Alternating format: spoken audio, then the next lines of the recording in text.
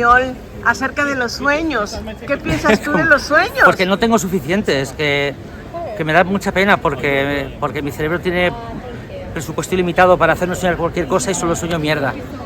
¿Soñaste algo de la película durante el rodaje? No, que nunca sueño, de verdad. Lo Nada. juro por Dios. ¿O realmente entonces la frustración de no soñar la sacaste en la pantalla? Este momento lo más parecido a un sueño que he tenido en mi vida. Estar en un escenario en Toronto y que alguien me apunte con la cámara a la linterna y que me pregunte por los sueños. This is like pues, pure dream logic. Muchas gracias, Un placer, felicidades, un placer. felicidades. Because when you contrast to film stock in relation to movies, and there's the debate everywhere on the internet, it's about celluloid versus digital, right? And but in this case, there's a third element, that is magnetic tapes, which have nothing to do with celluloid or digital. And that is out of the debate. Like, no one is debating what's the properties of magnetic tape images, the analogic one, like the same ones that I used in 1995 to make my first short film. It's the same camera. No one discusses that, but... Is that a nostalgic feeling to go back to that technology? Oh, maybe it's the opposite of nostalgia, because the short films that I did with this camera were crap. Like, they were like... I don't want to, but maybe in a way, you wanna try to see what happens. How much have you evolved as a filmmaker if you're using the same crap technology that you used at the beginning? I just wondered, because I think this is a movie, in many ways, a movie about grief. It is about nostalgia. It is about trying to capture a past. So I wondered if maybe that was maybe a subconscious decision. That sounds clever, so I'll steal it. In the next Q&A with the different stories, that is what I'm going to say. Yes, for me, Betacam reinforce the metaphor about trying to capture the past and make it the present. But there's something funny about it, because when I wrote the script, I knew that I wanted the most radical distinction between the two worlds. I didn't want to use filters or like subtle things, because in an amazing film, like everything everywhere at once, they're changing all the time, the aspect ratio, everything, and you just feel it, but you don't notice it. And I just, in this case, I really needed to make the huge contrast, because it's the same people in the same flat. So I wanted to make clear, to be clear with the audience about where we are, especially when we break the whole thing later. And when I was writing the script, I was like, okay, black and white versus color. Just that was the only thing that I found effective at the time. But as we were getting closer to principal photography, they told us, okay, no, it's black and white. This is, no, buyers hate black and white. You need to be the Coen brothers you need to be like, I don't know. Alfonso Cuarón. Yeah, one of those. Like, you can't. You're that great though, come on. But I was like, no, but not all of the time, just the part, no, black and white. And I get it. But we spent like a couple of weeks desperate, me and John Diaz, my DP, which has been my DP since the time that we were using the Betacam camera. And suddenly this idea came, and we were like, okay, this is kind of powerful, because we haven't seen this before. Like, feels aggressive, but our partners, they say, okay, let's do it this way. And I was like, what? Fuck, this is way more radical than black and white and color. And as because there was a lot of discussion about this, and John de Dominguez, the DP, he said something amazing. Because dealing with this is really complicated in terms of going back to the magnetic tapes, taking the tapes to the editing room and processing all the material and being able to do VFX within the Betacam. So that was like a next level of difficulty, but John Diaz said, the only reason we are scared of this is because A24 hasn't done it before. You beat him to it. No, it was very challenging, and it was great for me to play this character, because I think it's always fun to play someone who's not fully a person, like someone who's like a projection or a memory. because you have to bring something more. You have to do something when you're there in the scene that kind of, it's a, you know, that has a different energy. Daniela has many stages in the film. And the first one was the one that scared me the most. Because I would go up to Nacho and say, "Are you sure?" Because I just sound like a bad actress. Yeah. Because, you know, she didn't have to be like this artificial intelligence. Like, she didn't have to be that too much. She had to play like a fine line. And also, I think it was interesting for me because I had to be all the time in contact with Henry and what he was doing, what he was thinking. Because what he was thinking was me, and I was thinking what he was thinking. So what were those conversations like, Henry, working with you? You know, it was all credit to Patricia, because she really took the character and she had the parameters that Nacho gave her, but she brought so much life to every frame that she was in, even when she was acting lifeless. And I remember that day that she went up to Nacho and sort of discussed this, and she was kind of freaking out about it. And me and Nacho were like, "Are you fucking crazy? You're like amazing in this. So keep doing whatever it is you're doing. Don't change." She's the arc of Daniela, which is like huge. It cannot be bigger, like because the Daniela, the starting point is bad actress, and at the end is you.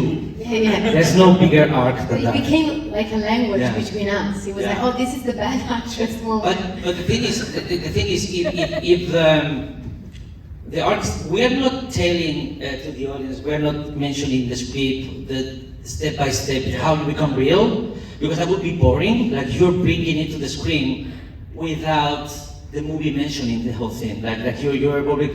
For example, in the and this is great, in the haunted house scene, like, she's evolving in real time. Like, the way she behaved on top of the scene. She's an original idea. Yeah, she's having, I mean, and he's like, "Oh, do I care about this? No, you love it." And suddenly she doesn't love it. I mean, she's growing in a which way more detail than the script itself. So this is the thing that I think is interesting, because as much as this film begins as a story about grief and it's a story about lucid dreaming, it almost becomes a story about artificial intelligence and simulation. Was that something that you were expecting from the beginning? It would be amazing. Take that one as well. I wrote this. The first draft was written Way before by the ChatGPT. time I came with Colossal. The first draft was already written. If I was talking about AI at that time, I'm a genius. Like I'm, you know, the only guy who can make it, like James Cameron. Like, he writes Avatar, and it's like, in 14 years, this is gonna work. And in 25 years, the sequel is going to work even more, like, because he can anticipate cultural and socio-economic development of the masses. No, it's a beautiful. Maybe you were just messing it up. It's up for interpretation. I think I'm one of the only few people that knew what was inside the letter, and it really is up to interpretation. Did Nick exist? Was he a figment of her imagination, or did his reality become her reality, or vice versa? It really depends how deep you want to kind of go. But I think, you know, for me, taking on a character like Nick, it was so interesting because he has somewhat of a reverse arc. We always find a hero who's kind of up at his highest moment in life, and then he comes across a challenge, and then he finds a way out. When in fact we start in the lowest of low with him grieving his girlfriend and love of life. He finds a way out, and suddenly everything starts sort of crumbling and falling apart. So for me, tackling that made it really interesting to be able to figure out, like, at the end, what does he sacrifice? Is he giving up a sacrifice for her? And what sort of levels would you go to sacrifice something for the person that you absolutely adore and you love and you know you've done bad for? And so for me, I feel as though he would sacrifice kind of his reality to give her kind of what you see at the ending. But it's up for, again, interpretation. You set the story within the city. But at some point, I was like, okay, let's set the movie Madrid, because we don't know who it's going to be. It's just 100% Spanish, or as soon as this is the first one, and she came later. As soon as I knew that they were going to play the couple, and I was in awe, like, oh my God, I'm going to accept and be treated like a slave if they are like into being an assholes on set. I was open to suffer them because I love their work, and I was like, okay, but I want them. I mean, they made the film. When you see a movie like this with the stars like this, always take care about this. They made the film. They made the film possible. Without them involved, this movie would be like on my computer, in a PDF text. Or in your dream. They made the film, or in a dream, yeah, of course. And what was the question about? It was like Madrid. And so once I knew that they were going to come, I was like, I don't want to spend like a dime into making Madrid looking like another city. Like if I shoot in Toronto, I'm going to make the movie be about Toronto, because once you if we had to turn Madrid into LA or New York, suddenly we don't have the city to breathe for us. It's just like this corner, this brick on here, like this piece of the sky. And so it changed the script, so they could come here and speak in English without us having to do like this script shenanigans, or the movie's a co-production. So I feel like that was a nice idea, because the movie breathes. You can feel the city breathing, and they in the city. Like I would never, if I would be open to shoot all my movies in Spain. I'm taking tourists as main characters. I don't want to imprison the place with them. And that someone said, if you put it this way, like this, you're going to get a fan of Evangelion asking about it in the first screen. You win? I love the bet. I love the bet. When you put a dream within a movie, it's like a door that opens towards the subconscious level, and everything is suddenly like filled with symbols and everything. And that's the classic way of putting dreams in movies. Like everything becomes like this abstract, formal whirlpool. I don't know.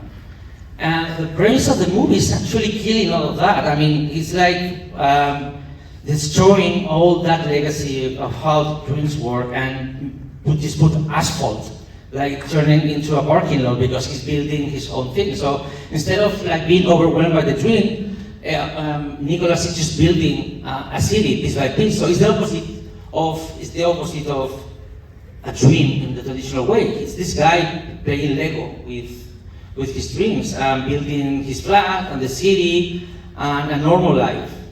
So it's about killing the traditional dream logic until he takes a pill within the dream, because the dream is becoming less than a dream. It's becoming even farther away from a dream. It's becoming the real life. And when he takes the pill, within the dream that is already real, everything just gets fucked up. And at that time, the movie can start to feel like a traditional dream. When he's with Aura and he becomes nighttime during daytime, that starts to feel come from? Hey.